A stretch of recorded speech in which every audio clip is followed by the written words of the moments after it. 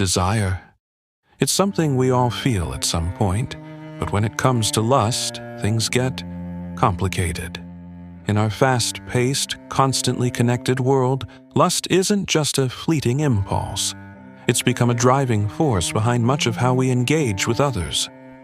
But how do we truly understand this powerful force that shapes so much of our behavior, our relationships, and even our self-worth? Today, we'll explore the psychology and philosophy of lust, diving into how it's evolved from an evolutionary necessity into a defining feature of modern social life. Stay tuned as we discuss how lust impacts our relationships, our culture, and even our very sense of self. Before we dive in, don't forget to hit that subscribe button so you don't miss out on more deep, thought-provoking discussions like this one. And if you find yourself questioning the role of lust in your own life, by the end of this video, I'd love to hear your thoughts in the comments. Lust, at its core, is a primal urge, one we've evolved with for thousands of years. It's driven by biology, by the need to procreate, to continue the human species. But what happens when that basic instinct becomes entangled with the complexity of human emotions and modern society? Psychologically, lust is far more than just attraction to another person. It triggers powerful hormonal responses in the brain. Dopamine, oxytocin, and even adrenaline flood our systems when we experience intense desire. These chemicals create feelings of pleasure, satisfaction, and excitement. But at the same time, they can cloud our judgment, making us act impulsively, sometimes even destructively. Unlike love, which is often associated with deeper emotional connection and long-term commitment, lust is fleeting. It's the fire that burns hot but fast. It's the spark of attraction, the chemistry between two people that may or may not lead to something deeper. And that's the psychological trick of lust. It creates a sense of urgency, a need for satisfaction. And while it may feel good in the moment, it often leaves us wanting more, never fully fulfilled. This never-ending cycle is something we've all experienced. Perhaps you've found yourself wondering, why is it that after moments of intense lust or passion, you feel emptier than before? Lust doesn't just affect individuals. It affects us socially too. It's the foundation of much of modern consumer culture. Ever wondered why so many ads are designed around lust or attraction? Companies capitalize on this primal need, creating images that stir desire. But does that make it healthy, or does it further fuel the never-ending cycle of want? To understand lust beyond biology, we have to dig deeper into its philosophical implications. Many philosophers have explored the nature of desire, passion, and control. Take Sigmund Freud, for example. Freud argued that our deepest desires often lie in the unconscious, and that lust, like many other desires, can be a reflection of our inner tensions and unresolved conflicts. Freud believed that, in some ways, lust was a natural yet dangerous force within us that we struggle to control. Then there's Friedrich Nietzsche, who presented a more existential take on desire. Nietzsche believed that our desires, including lust, were expressions of our will to power. In his view, lust isn't just about physical attraction, it's about asserting our presence, our vitality. For Nietzsche, lust could be seen as an expression of life itself, an urge to grow, create, and conquer. But this raises an important question. If lust is tied to our will to power, can it ever truly be healthy? Can we harness it in ways that benefit us? Or does it inevitably spiral into something toxic? Alain de Botton, a modern philosopher, suggests that lust is rooted in our search for identity and self-worth. According to him, when we lust after someone, we're not just after their body. We're searching for validation, a sense of being seen and desired. And perhaps that's where the danger lies. When lust becomes about external validation, it can distort our sense of self, and what we truly need in life. But is there such a thing as healthy lust?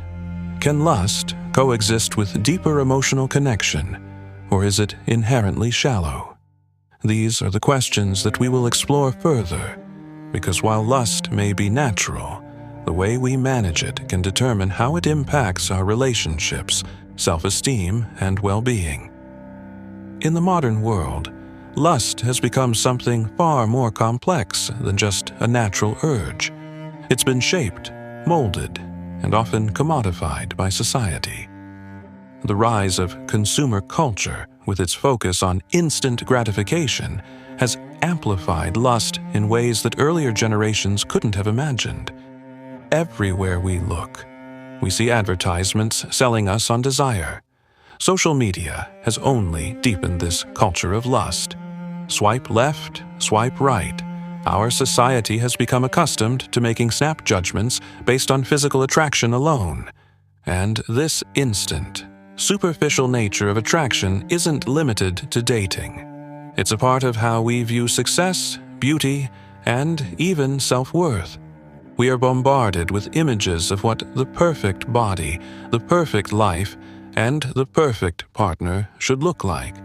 But what are the consequences? We've created a culture where lust is glorified and objectified. The more we expose ourselves to this constant barrage of images, the more we begin to measure our own worth against the standards set by media, and it's taking a toll on us.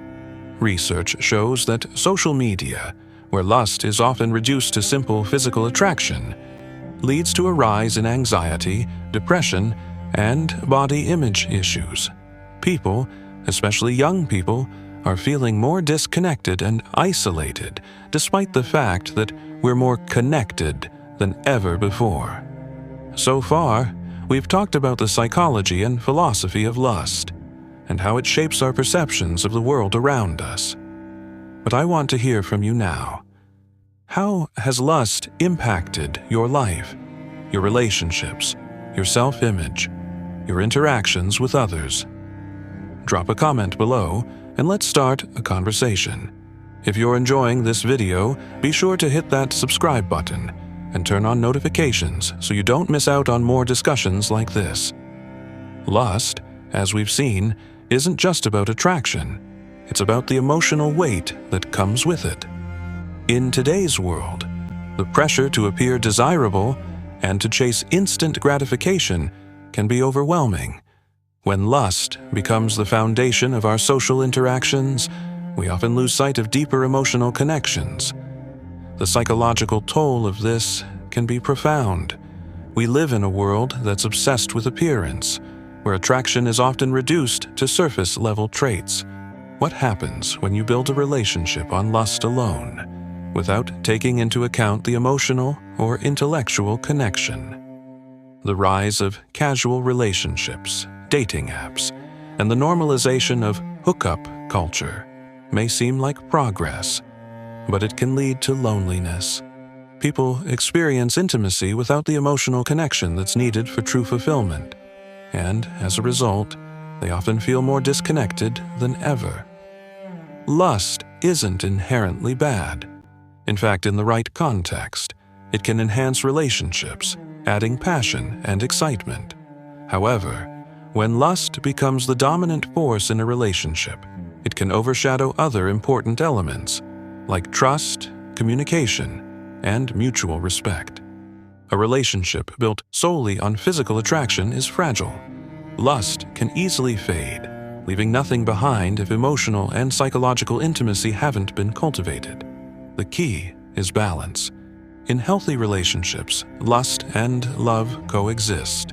One cannot exist without the other if true connection is to flourish. And understanding this balance is essential in navigating the complexities of modern relationships. If lust becomes a destructive force, it can lead to infidelity, manipulation, and emotional harm. So, as we've explored today, lust is a force that shapes much of our lives, whether we're aware of it or not. It's a primal urge rooted in our biology, but it has been manipulated and amplified by modern society. The question we must ask ourselves is this: how do we manage lust in a way that serves us, not destroys us? Reflecting on how lust influences our relationships, self-worth, and social life is the first step in reclaiming control over it. The way we channel this powerful force can either enhance our lives or lead to imbalance. So, I want to hear from you. How has lust impacted your personal life or relationships? Have you noticed the ways society has shaped your desires? Drop a comment below and share your thoughts. And if you found value in this discussion, don't forget to subscribe for more insights into the complexities of the human experience. Thanks for watching, and I look forward to hearing your reflections.